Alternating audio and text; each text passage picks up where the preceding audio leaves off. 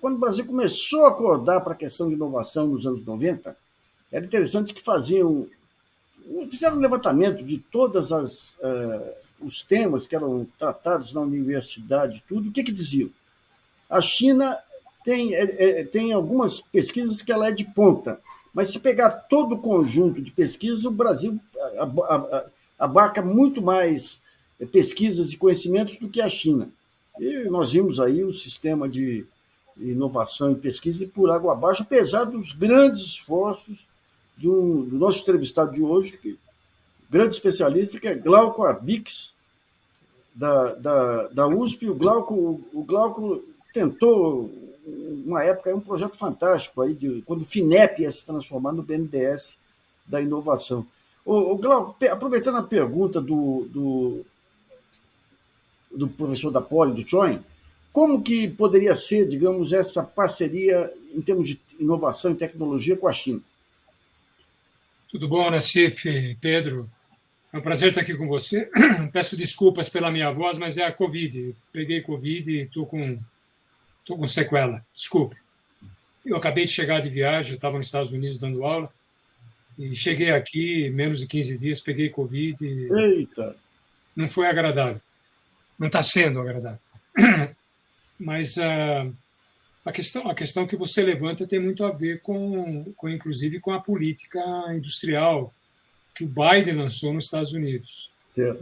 Uma tentativa de recuperar um espaço que os americanos perderam ao longo dos últimos 20 anos, aí, né, em termos de capacidade de produção, em termos de inovação, que passa a ameaçar um pouco a posição de vanguarda deles no mundo. Você pergunta sobre o Brasil e China. É possível fazer, aliás, nós temos vários projetos em conjunto com a China há muito tempo, né, Nassif? Tem um projeto do satélite extremamente interessante, em que o Brasil entrou com toda a parte de imagens, que naquele momento estava melhor posicionado que a China. Hoje em dia não está mais. O Brasil perdeu muito a capacidade dele. Infelizmente, nós tivemos anos aí de paralisia da nossa ciência e tecnologia. Literalmente, nós ficamos um pouco nas nuvens, né? Ainda que alguns astronautas estivessem num nível um pouco superior do que a atmosfera terrestre, mas eu acho que a gente tem condições de recuperar, porque o Brasil tem uma elite acadêmica, uma elite científica bastante preparado e que não ficou parada, né? Nós temos uma rede internacional, o Brasil tem raízes nessa malha internacional que foi criada. Nós participamos de vários projetos extremamente importantes na área de sustentabilidade, na área de mudanças climáticas, evidentemente na área de Amazônia, de biodiversidade, e nós mostramos um pouco disso na Covid, né? A gente sofreu muito, apanhou muito aqui, porque a indústria brasileira mostrou as suas lacunas, as suas dificuldades para dar conta de uma série de demandas, mas, ao mesmo tempo, acho que a ciência brasileira se fez presente de uma maneira bastante intensa. O Brasil decodificou o genoma do vírus antes do que muitos países avançados, né? Bem antes, aqui no Instituto de Medicina Tropical aqui da USP, com a professora Esther Sabino, com a Jaqueline Góes, elas conseguiram decodificar. Lembre-se que sem essa decodificação, se teria muita dificuldade de preparar exatamente as vacinas, todo o trabalho para se contrapor à expansão da Covid dependia muito de você decodificar o vírus. Depois, nós tivemos aqui no ICB, no Instituto de Ciências Biomédicas da USP, nós tivemos também um trabalho muito forte de realizar a síntese, né, exatamente do vírus, que permitiu a gente desenvolver uma série de testes. Então, o Brasil teve uma presença significativa, menos do que a gente precisava, mas bastante interessante, sem contar a nossa participação no Imperial College, a participação na Johns Hopkins, em vários projetos de peso que a gente teve. O acordo com a China pode ajudar a gente a superar algumas lacunas importantes, especialmente nas áreas de inteligência artificial, que os chineses aceleraram muito, né? Passaram à frente de muitos países avançados. Hoje, os dois países que lideram a disputa pela inteligência artificial são os Estados Unidos e a China, longe dos outros. Né? Depois você vai ter um segundo escalão aí, com a Alemanha, com a França, com o Reino Unido, com o Canadá, entende? Um pouquinho menos a Austrália, mas a China e os americanos estão muito à frente nessa discussão, nesse debate sobre inteligência artificial. Então, aqui é um terreno muito forte. E há um ponto de contato com a própria inteligência artificial nas áreas de agricultura, que o Brasil tem tradicionalmente um posicionamento muito forte na pesquisa, né? A pesquisa científica. Você sabe que o Brasil tem uma competitividade invejável na área de agricultura, e só conseguiu isso por conta da automação no campo, de muita tecnologia, papel insubstituível da Embrapa, entende? Então, aqui a gente tem um ponto de contato grande, mas, em especial, destaco nas tecnologias digitais, né? Porque se há duas agendas importantes hoje na CIF, é claro que tudo é importante nesse mundo, mas se há duas agendas importantes, tem a ver com a economia verde, tem a ver com sustentabilidade, portanto, e com o digital. São as duas questões fundamentais. Os países que têm alguma pretensão de estar no mapa do mundo e colocar um pouquinho as manguinhas de fora, não precisa ser muito, não, vai precisar desenvolver de forma muito rápida essas duas vertentes muito amplas, que têm um grau de horizontalidade muito grande, pega vários setores, né? Tem impacto na saúde, educação, não somente na agricultura, né? Na indústria, né? Na manufatura 4.0. Então, acho que os acordos com a China são reais. Então, o problema é que os Estados Unidos estão fechando muito o cerco em torno da China. Isso certamente vai criar mais problemas ainda para um relacionamento ótimo com o Brasil. É claro que a gente sabe das relações comerciais, da necessidade de investimento, em especial quem mora na China fica mais entusiasmado do que quem não mora, certo? Mas o cerco é muito grande. Né? Há um movimento que é chamado de reshoring, de trazer as empresas americanas e europeias para fora da China. Isso já está acontecendo com uma velocidade muito grande, né? No sentido de que os americanos querem recuperar a sua capacidade perdida, e, ao mesmo tempo, há um cerco em áreas críticas de tecnologia, a começar a inteligência artificial. Eu estava dando aula lá fora e eu pude ver isso na universidade. É uma universidade bastante grande, está entre as top 10, top 20 dos Estados Unidos, que é a Universidade de Wisconsin, em Madison, ao lado pertinho de Chicago, e há uma presença de estudantes chineses que é um número assustador, muito grande. E há uma pressão do governo americano para diminuir essa participação em todos os níveis, o que gera um problema grande para as universidades, especialmente para as públicas, que têm nos estudantes chineses uma fonte de renda muito grande, né, já que as verbas lá, assim como aqui, mas lá também, diminuem as verbas públicas. Né? Glauco, a respeito disso aí, eu queria que você analisasse um pouquinho o sistema brasileiro hoje, com as fundações de Pesquisa, CAPES, e o Sean aqui, que ele disse que o Brasil não tem empreendedores que mereçam esse título, não tem mesmo. Os chineses são mais pragmáticos e uma linha de financiamento chinesa de ciência brasileira traria grandes dividendos em inovação. Como é que seria isso? O problema todo é saber o que eles ganham com isso, entende? O chinês não vai dar nada de graça para nós, nunca deram, entende? Essa ideia de falar da China como parceiro é sempre complicado, porque a parceria da China é com ela mesma. A China tem pretensões de grande potência há muito tempo.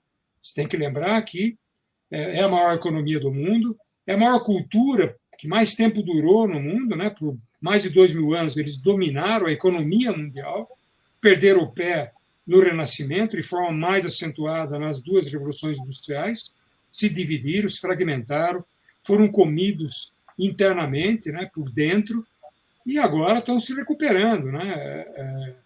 A China é uma potência. Então, essa ideia de parceria, que é bastante atraente para todo mundo, é bem legal, mas é bom a gente não criar mais uma ilusão. Entende? Tá. É bom ser bem realista. Os chineses fazem muito, podem investir muito no Brasil, podem ajudar muito, inclusive a nossa ciência e tecnologia, mas é sempre bom lembrar que eles precisam ganhar. Ou tem uma perspectiva de ganhar, então nós... Entende? Muitos governos... Eu vivi essa experiência diretamente quando eu estava ligado à FINEP, com países africanos, que acreditavam que a China colocaria recursos ou faria doações. Eles fizeram, no primeiro momento, esse movimento, deslocaram o Banco Mundial como grande provedor de recursos dos países em desenvolvimento, e agora eles estão cobrando a conta, entende? A conta vem em minérios, a conta vem em petróleo, a conta vem em madeira, a conta vem em água, né? Que eles têm muita dificuldade de ter água. Então, é sempre bom lembrar. Eu não tenho nenhuma sinofobia, certo? Não sofro desse mal, sofro de outros, mas não desse, certo? Mas o que nós temos sempre que lembrar é o seguinte: o Brasil tem que oferecer vantagem. Então, costurar acordos significa potencializar pontos fortes brasileiros e conseguir criar laços de forma a absorver pontos fortes chineses. Eu sou coordenador do Grupo Brasil-China aqui da USP. Nós temos um acordo muito forte com aquele Belt and Road Initiative, a iniciativa do grande cinturão que a China quer construir no mundo, que não é só um plano de infraestrutura, e a gente percebe isso claramente. Nas nossas tentativas de desenvolver um intercâmbio mais intenso, eles sempre esbarram no seguinte: o que vocês oferecem, quanto que vocês participam, como que vocês participam da parceria, certo? Não tem milagre, não tem Papai Noel, não tem duende, viu, Nassif? Você tem que fortalecer o sistema nosso aí, ter clareza sobre quais os interesses brasileiros dessas parcerias. Exatamente. Você falou tudo. Sem um sistema de ciência e tecnologia consolidado, que hoje ele está muito fragmentado, pulverizado, hoje ele está enfraquecido, não é só por um problema de financiamento. Né? A ciência brasileira foi pisoteada nos últimos anos. Então, você tem um problema que houve uma parte dos nossos cientistas preferiram colocar ênfase em seus acordos internacionais, deixaram aqui de lado uma série de iniciativas que poderiam ajudar a formação de uma nova geração. Nós perdemos o impulso que, num primeiro momento, estava dado pelo Ciência Sem Fronteiras, que poderia ter continuidade em outras áreas, outras dimensões. Tudo isso estagnou e regrediu. Os nossos laboratórios estão degradados. Nós estamos... Pensa, Nassif, fala, você se lembra de algum laboratório importante? Fora os sírios, que está lá e conseguiu sobreviver de uma maneira espetacular, certo? No meio desse mar de iniquidades que a gente viu, entende? A gente tem os nossos laboratórios estão mal, nós perdemos a possibilidade de construir laboratórios de peso no Brasil, entende? Que ajude a gente a fazer ciência de modo profissional, e não achando que nós vamos fazer ciência com projetos de R$5.000. Isso é importante? Claro, isso ajuda a formação de gente, mas isso não é suficiente. A ciência hoje é altamente profissionalizada. Isso. Tem investimentos de Estado. Aliás, vários investimentos nem mesmo os estados conseguem fazer, eles têm que se juntar, porque é muito caro. Tem vários grandes projetos, aquilo que é chamado de Big Science, espalhados pelo mundo, que exige a participação de vários estados. Então, recuperar essa nossa capacidade é chave. Eu estou razoavelmente otimista, porque o novo governo acena com uma retomada interessante. Espero que o Ministério da Ciência e Tecnologia consiga se colocar à altura desses desafios. Né? Torço para que isso ocorra. Mas a gente conhece o Brasil, conhece os ministérios. Eu torço de forma bastante cautelosa e prudente. A CEITEC pode ser um caminho aí, o Eu não entendi o que você falou. A CEITEC pode ser um caminho e essa parceria com a China pode trazer um pouco a competência dos semicondutores aqui, não? Eu não sou a melhor pessoa para você fazer essa pergunta, Nassif. Eu sou muito crítico ao CEITEC. Eu fui da FINEP presidente da FINEP 4 anos. O CEITEC é um sorvedouro de dinheiro. A tecnologia é muito antiga, foi doada pela Motorola. Na época que ela foi doada, para você ter uma ideia, o Estado de São Paulo, via FAPESP, recusou. O modelo dela, que era um modelo fábrica e laboratório ao mesmo tempo, é um modelo que nunca existiu, nunca conseguiu se realizar. As pessoas que estão lá, ela tem hoje em dia elas estão superadas, elas não estão qualificadas para fazer aquilo que precisa. Você pergunta se ele poderia ajudar. Não sei. Do jeito que está, eu sou muito cético. Muito cético. Absolutamente cético. É muito dinheiro. Eu tive a oportunidade de visitar a Universidade do Arizona, a ASU, né? Arizona State University, que é ao lado da qual está sendo construída a fábrica da TSMC, a fábrica dos taiwaneses lá. Tem várias outras fábricas. Se você ter uma ideia, a fábrica que está sendo construída é 12 bilhões de dólares. 12 bilhões que os americanos estão trazendo exatamente com medo da China, de que a China invada Taiwan e se apodere das tecnologias que a fábrica da TSMC é a única do mundo. Ela fornece os chips de alto desempenho para a área militar, para a área espacial, para várias áreas críticas de alto desempenho. Ela produz esses chips com características de nanomilímetros, tem um nome específico para isso, certo? Que só ela consegue atingir. Os chineses não conseguem, e os americanos também não conseguem, nem os alemães, ninguém consegue. A não ser em laboratório. E ela está construindo essa fábrica. São 12 bilhões de dólares, sendo que o estado do Arizona e a cidade de Phoenix, que é a cidade onde vai estar alojado a fábrica, está oferecendo um consórcio com 40 bilhões de dólares para você ter infraestrutura de logística, para você ter toda a parte de aeroportos, de tudo, e a alocação dos fornecedores. Então, veja, só nessa brincadeira são 52 bilhões de dólares. Na minha idade, eu nunca vi o que significa isso. Perguntar para mim se caberia aqui no seu estúdio, em algum lugar, eu digo, acho que não. Se empilhar as notas. Então, veja, eu não quero comparar o investimento, mas o Brasil precisa fazer a lição de casa e descobrir o seguinte: nós vamos investir num pedaço do sistema.